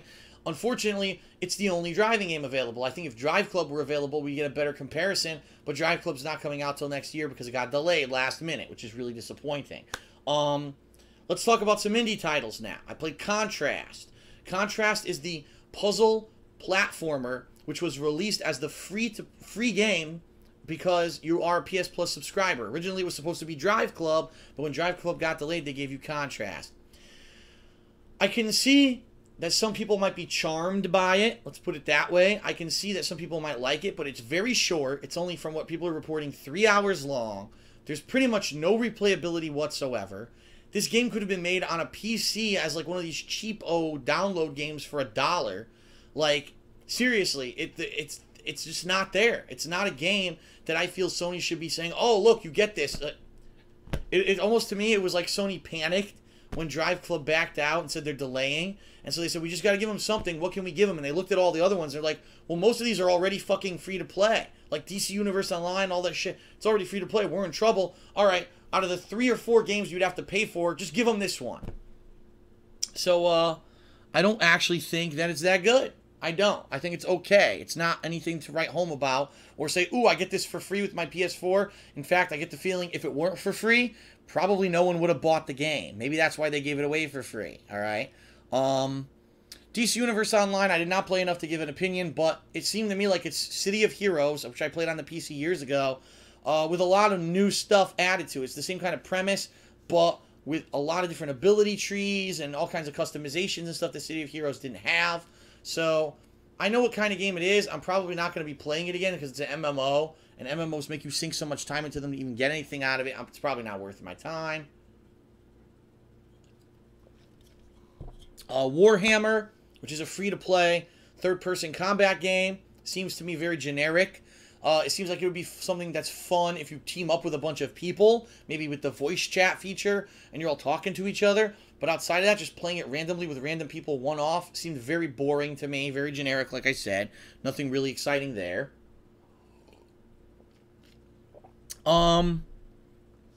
Jesus, I'm even trying... Resogun, Resogun, if you like shmups, you're going to probably love it. And that's it. It won't appeal to anyone except people who like shoot-em-ups. So if you're a fan of shoot-em-ups, congratulations. You got Resogun for free on PS4. Go play it. If not, it's a non-entity, really. So I think you're starting to see what I'm getting at when it comes to the PS4. And it's exactly what I said weeks ago. And a lot of people agreed with me and some disagree. The launch library for PS4 is not very impressive. In fact, a lot of people are disappointed because some of the games that they thought were coming out at launch are not available. For example, Octodad Deadliest Catch. Everyone thought that was going to be a launch title. Now it's been said, no, it's just launch window. We'll get it out when we get it out. And it's kind of like, well, that's disappointing because this was an opportunity for people who never even heard of that game to find out, to play it, find out what it is, even though it is a PC indie game, and experience it for the first time. And now they can't. Now they don't even know when it's going to be out. And that's the case with a lot of the games. Like, remember, they said the huge indie showcase, all the indie games are coming to PlayStation 4. Well, they're not there yet. When more things get added, the game lineup's going to look a lot better. Right now, I'll be honest with you, a lot of people who buy PS4, if you're not going to play either Assassin's Creed, Call of Duty, or Battlefield on it, or NBA. I'll also throw an NBA there because NBA is quite good. If you're not going to play one of those 4 games, I don't know what you're playing on PS4 because I don't know what's worth it. I don't think anything really outside of those is worth it. So that's the problem. It's a great console. It's got great controller. It's got a lot of cool features. It's got live streaming that works. It's got on-the-fly maneuverability between all of the menus for once. Amazing graphics when it's utilized properly in games. It's got great potential, but at launch, that potential has not been used. And I actually knew, kind of, if you've been following along with me for the past several weeks, I said I figured that would be what happened. That it would not live up to the potential of a new console because the launch titles wouldn't be that great. I'm really looking forward to 2014 because just alone in 2014, you've got Watch Dogs, you've got The Order, you've got Infamous Second Son. I believe Destiny. Yeah, Destiny is also going to be on PS4. So there's 4 really high-grade titles right there. I believe there are other titles being worked on for it as well. I'm not... Oh, of course we know a new Uncharted is coming. That was announced last week, but of course we don't know when that is. That could be quite a long time. As more games get developed, we will see great things. That is the impression I got from 1 week with the PS4. They say... This is funny because the slogan for the PS4, right, is... What is it? Greatness... Is it greatness achieved? Or no, expect greatness? What is the actual slogan? I'm trying to remember. It says it right on the poster on the fucking GameStop. Oh my god, what is the slogan? I know someone in the stream chat's about to say it in a second here. Greatness awaits. Oh my god. You're absolutely right, Sony. Greatness awaits. It waits in the future for when the great games come out. Right now, the greatness isn't here yet. And so I say kind of screw that bullshit when it comes to that stupid Sony commercial of, it's a perfect day, and we drank sangria in the park, and then we went home, and yada yada. And it shows the 2 guys killing each other in all the games. No, it shows them shooting each other in Killzone. What they really should show, the guy shooting at him in Killzone, and then he gets fucking bored, and he like throws the gun down and walks away and goes to sleep. And then they should show, like, the cars, which I guess was supposed to be Drive Club, but now it symbolizes Need for Speed. And the guy should, like, be driving, and he runs out of gas, and he's just like, oh, fuck, and he has to get out of the car and walk down the street because he's out of gas. That's what the commercial should really be, because those games aren't impressive at all. They're not. That's what the ad is. The ad's advertising the games that are, like, the least impressive games for the console. Battlefield 4 is probably the best shooter. NBA 2K4, amazing sports game. Those are the games that are really going to be selling the console at this point in time. And that's all I have to say. Greatness awaits. In several months' time, in 2014, I'm feeling very positive about the PS4. Right now, there's really no reason to run and upgrade and get this console because unless you're going to be playing the cross-platform games, as I've already mentioned, none of the console exclusives really impress that well. So, do yourself a favor. If you can, wait. Don't waste your money and go blow it on things like Knack and Killzone and this to find out they're not very good games. Save it until you're ready, and then go out there and get whatever games you want. Like I said, Infamous Second Son just alone is probably going to sell the PS4 tons, okay? Alright, so those are my thoughts. 1 week with the PS4. I hope you found that informative, okay? So now, I'm going to go on a short break. I'm going to come back, and when we come back, we're going to have live Q&A here with the stream. There's over 1,600 people on stream right now, if you can freaking believe it. That's the highest attendance ever for Hate Live, so thank you, everyone. We're going to take your questions from Q&A and that we've been doing in the raffle the entire stream, and we're going to pick some randomly and answer them probably for about another 20 minutes or so. So thank you for joining me. I'll be right back within 5 minutes. If you're watching this again on Twitch, stick around. If you're on YouTube, just click on the timestamp, go to the next segment. I'll be right back for Q&A.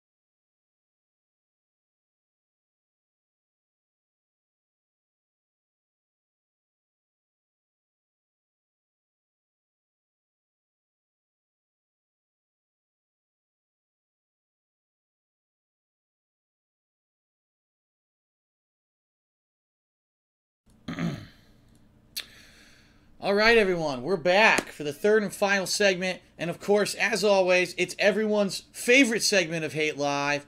No one will ever disagree on that. The live Q&A raffle.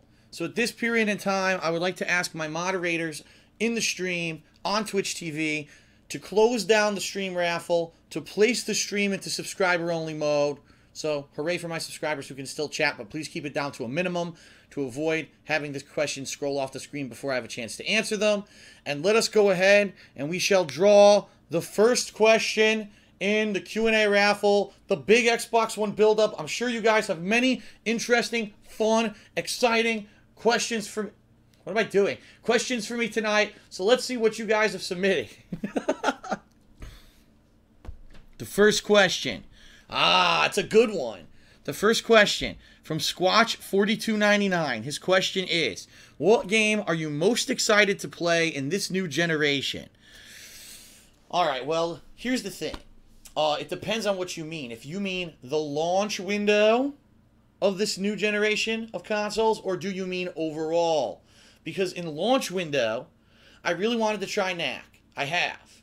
I really wanted to try Battlefield 4. I have.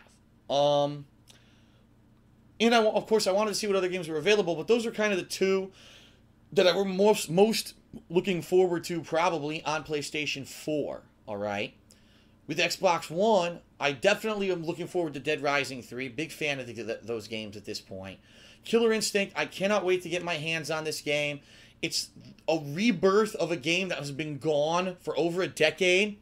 I really want to see what they've done with it. Now, there's only 6 characters to start. They're going to be adding more characters next year. They're going to be adding a story mode and all kinds of other things. But from what I've heard, there's actually a tutorial mode that teaches you how to play the game that is fucking great. Everyone's saying it's fucking really good. It teaches you how to play Killer Instinct in and out. It's well done. And then just to try out 6 new characters is going to be fun as well. Really looking forward to Killer Instinct. And to some extent, at least, I would say I am looking forward to Crimson Dragon because I was a fan of the Panzer Dragoon series a long time ago. I don't know if it's aged well. I guess that's going to be the question we have to pose to everyone. Has that style of game aged well over the past, some years that we haven't had a Panzer Dragoon game? I don't know. So in the current time frame, that's what I'm looking forward to most. Now, if you're talking long term, I can tell you right now, Infamous Second Son is looking fucking awesome. I cannot wait to play that game. I am intrigued by the Order, but I don't know what it is, and I don't think anyone does because I don't think they haven't shown like full gameplay of it yet or anything about how exactly the game will play. Watch Dogs, duh! I wanted that game as a launch game for PS4. I cannot wait to get it. And by the way, unless things change, I will be getting the PS4 version of Watch Dogs because apparently it comes with extra content. And at this point, I see no reason why to go with the version that has less content when I own both consoles and one has more. Go with the one with more. I'll be getting it on PS4 as of right now. Titanfall looks good. I can't judge until I play it. But Titanfall, the combination of mech combat plus first-person shooter could be the unique spin that we need to make those kind of games interesting again. I think we've now reached a point where every year you've got the same series that come out like Call of Duty and it's the same old shit. You've got the stupid clones like Killzone. Trying to come up with a new Killzone. It's a piece of garbage. We need something to refresh the scene when it comes to those kind of games. Titanfall could be that, but I don't know. Another one that looked good to me based off of the gameplay I saw at E3, but it could go either way, is Destiny. Destiny kind of looks like a combination between Borderlands and Halo. That could be good or bad, all right? So I don't want to give any judgment on that yet till I play it, but that looks interesting to me.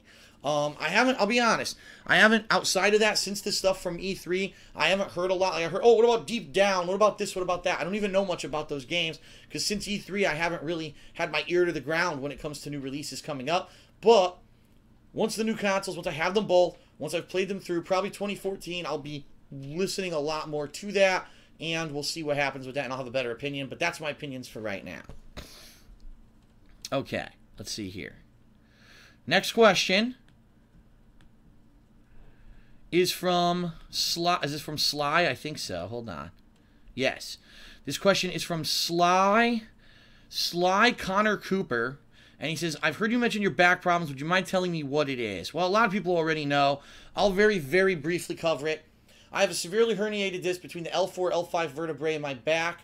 It doesn't get better, but it hasn't gotten any worse either. Of course, from time to time it does. Like, for example, last year during the hurricane that we had that knocked out the power here in Connecticut, my back got bad because I had to basically sitting in the car for extended periods of time to stay warm, and it wasn't a good time. It took a while for my back to build up again.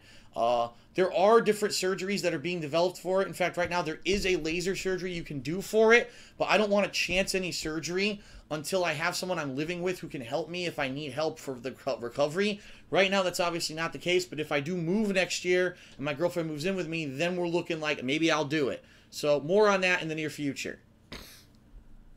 Okay, next question is from Slam Dunk Punk. And he says, Phil, why do you cut yourself off at the last sentence whenever you go to break on your live streams? Very simple. That's a very simple question. I just want you to think of the amount of staggering there is on my stream right now. So right now I'm recording live with this camera. You won't see what I'm recording live for several seconds, and here's why. It's recording live, then it's about 2 seconds delayed. It shows up on my PC. Then about 2 more seconds of delay, it shows up over here on my computer screen. So you're talking 2, 4, almost 6 full seconds of delay for everything to process by the time that you see it. But I use this laptop to enable the actual ads that I run during commercial breaks on my streams on Twitch. So this, I have no idea watching this, when should I click it? And I'm not, also the audio here is muted, because if I unmuted this audio to hear if I were still talking, you'd hear it echoed on the stream. So I have no way to listen to the audio of the stream and know, oh, okay, the 6 seconds of stagger is gone. I can now go ahead and click it. And in addition to that, there are actually days when Twitch lags up more than on other days.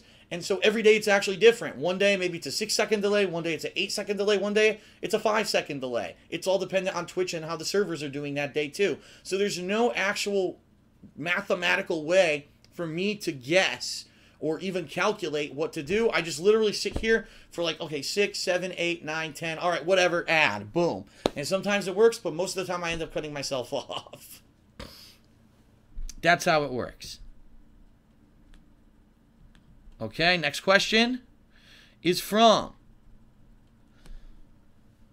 Shit, I lost it. Oh, no, here it is. It's new. It just got drawn, I believe. From Tobias Alexander. All right. Tobias Alexander asks the question. Do you talk about every time you head out to a midnight release of a game that assholes try to rob people or start fights?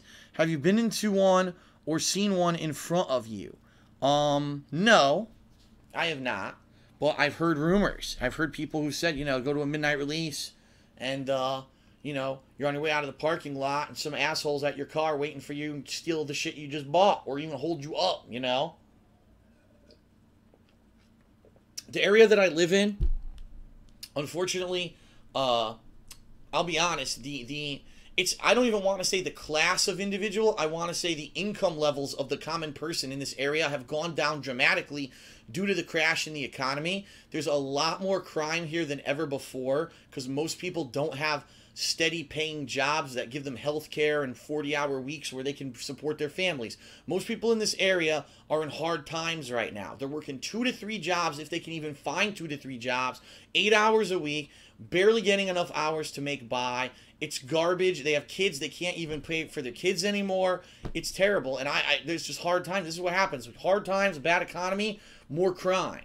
So for me, it's like, I got to be careful when I do this stuff, especially because I know I'm not going to fucking... Do you really think that right now, if I got an Xbox One and I'm walking out of GameStop and someone put a gun to my face and said, give me your Xbox One, you know what I would say? Fucking take it. I don't want you to get shot over a fucking game console Xbox One. Fuck it, I'll go buy another one. Take the fucking stupid thing. You know, take the money. My life is more important than this stupid nonsense. And the fact that someone will be pushed to the limit and do shit like that, I know how hard times it is. So that's what I mean that when I say about stuff like that. It really is. Not to say that I live in a ghetto. I don't.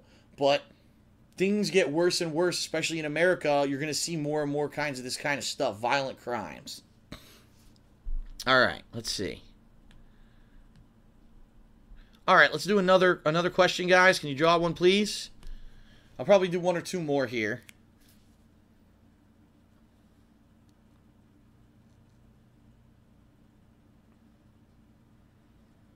I don't know what's going on. The stream chat's not even moving for me now.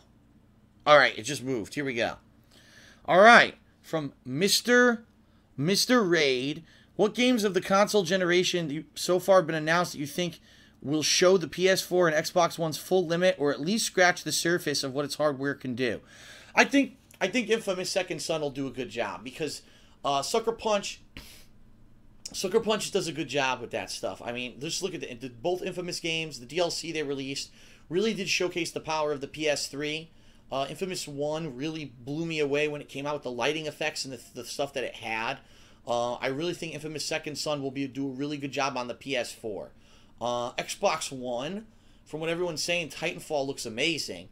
Now, if it runs at 60 frames per second, that could be a pretty amazing feat. But again, we're already having problems with these games coming out only running at like 20 to 30 frames per second.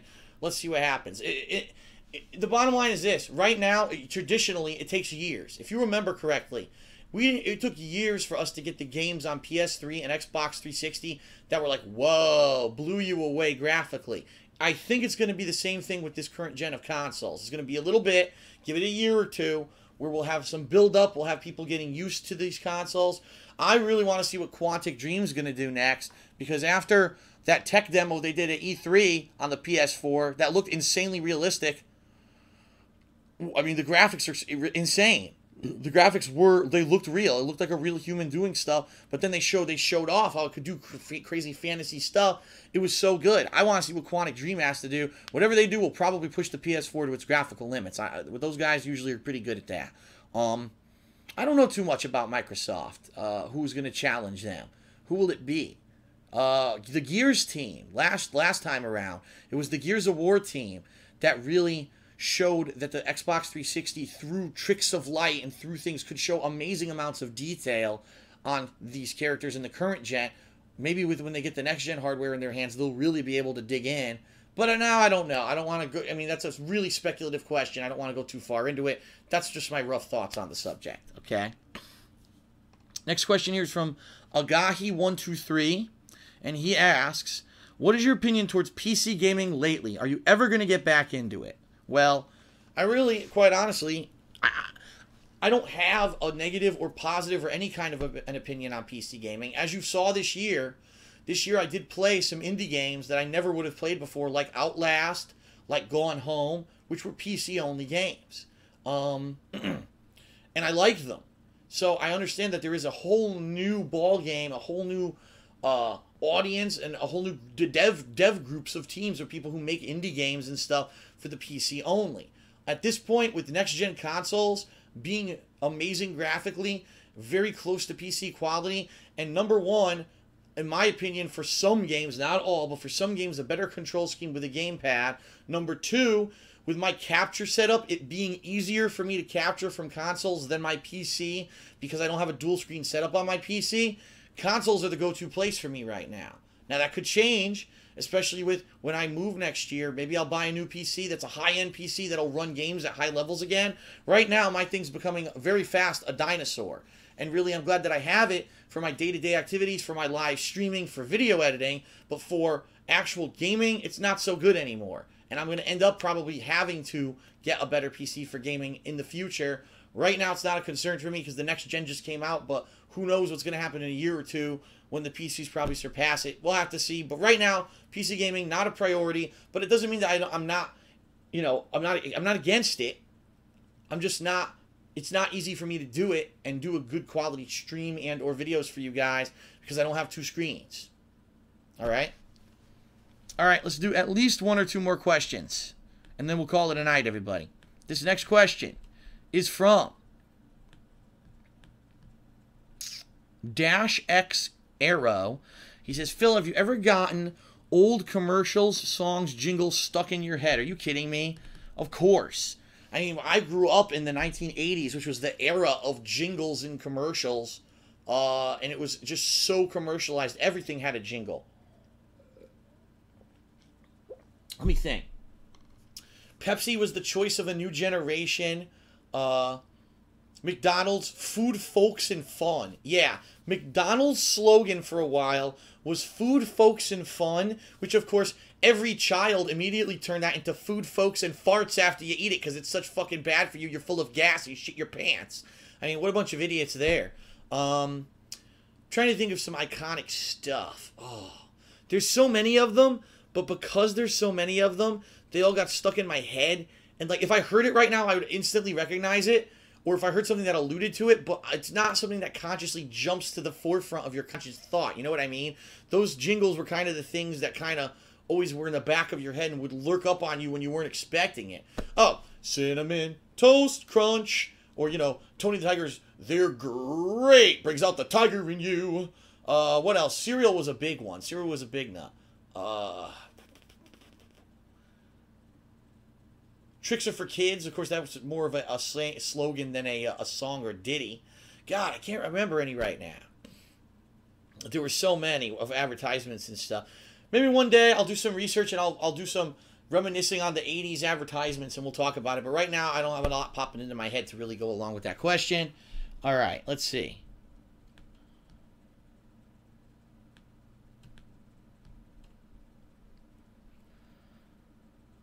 Oh, Fiddlesticks asks, are your questions hand-selected by mods? No, it is via a raffle.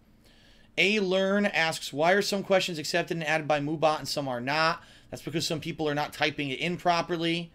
What's this one? This one's from Furwolf, and he asks, if time is time, what tells time's time? Your ass. Your ass. What else? We got a question from Pivot Mastered 2. How long do you think this generation of consoles will last? Good question. I don't know. Oh, actually, hold on. Hold on. I will answer that for you. Microsoft and Sony will probably last around 5 to 6 years. Nintendo is already done. I don't know what Nintendo's going to do because they're now last gen. They're only 1 year is their console been out and they're now officially behind the times. And I don't know what they're going to do, especially now that these other consoles are going to get all the multi-platform games and they're going to get none. I just don't know. It's a shame. So I don't know when Nintendo will be coming out with a new console. I don't know if they ever will come out with a new console. Maybe they'll focus on handhelds and just making games and publishing games and not worry about consoles in the future. I have no idea. So one more question, everyone. One more question. This next question will be the final question of the night. Let's pull it. Mods, please pull me a new question. And this is it. Whatever the next question that gets pulled is the final question of the night. And then I will rip my shirt off like Hulk Hogan. Oh, no. Oh, no. The question is, when is Infamous Second Son coming out? Why would you ask me? Do I look like a fucking listing of release dates on the internet? Oh, my God. Oh, okay. This will be the last question of the stream then, this next one, because that one was so fucking stupid. Last question is from Caleb Kill You, and he says, will you be simulating the Survivor Series in WWE 2K14 simulation matches? We did address this a few weeks ago, but let's reiterate, absolutely we will not be simulating the Survivor Series. And the reason being is because we're so now busy with new consoles. Last week it was PS4. This week it's going to be Xbox One. I've already said in 1 week's time when John Rambo comes to do more co-op, we're going to be doing Mario, okay? Then I'm taking a week off. The week after that, when John comes to do co-op, we're going to be finishing Mario. And then in December, we're going to be doing Mario and Sonic at the Winter Olympic Games, hopefully getting Joe to join us for that co-op and do that. So we've already got the rest of the year booked when it comes to co-op. However, we may try to squeeze in the TLC simulation matches for the end of the year. We're not sure yet. We haven't even discussed it yet.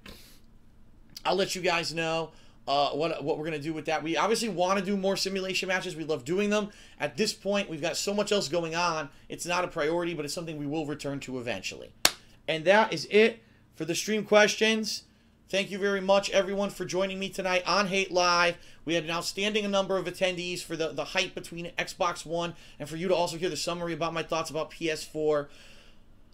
1 week's time from today, my Thanksgiving special. I urge you, if you are a supporter of mine, if you are a fan of mine, if you want to hear about the future of what I'm going to be doing on YouTube and Twitch, you want to watch this special, whether you can watch it live or if you're busy because you're celebrating with your families, watch it afterwards on YouTube. It's going to be worth it.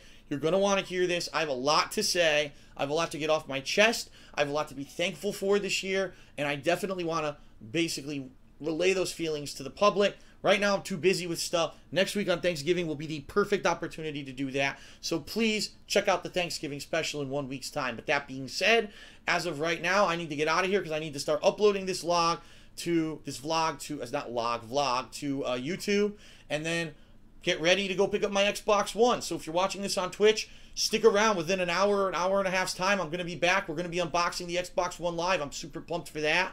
All right. And if you're watching this on YouTube, the videos will be up on DSP Gaming soon as well. So don't go anywhere. Lots of fun content. Xbox One launch coming up. I'm excited. If you can't tell, my hands won't stop moving. When I can't stop moving, it means that I'm full of energy. I'm ready for this. I hope you're ready for this. Thank you, everyone, for joining me for Hate Live. Have a good night. I'll see ya for Xbox One.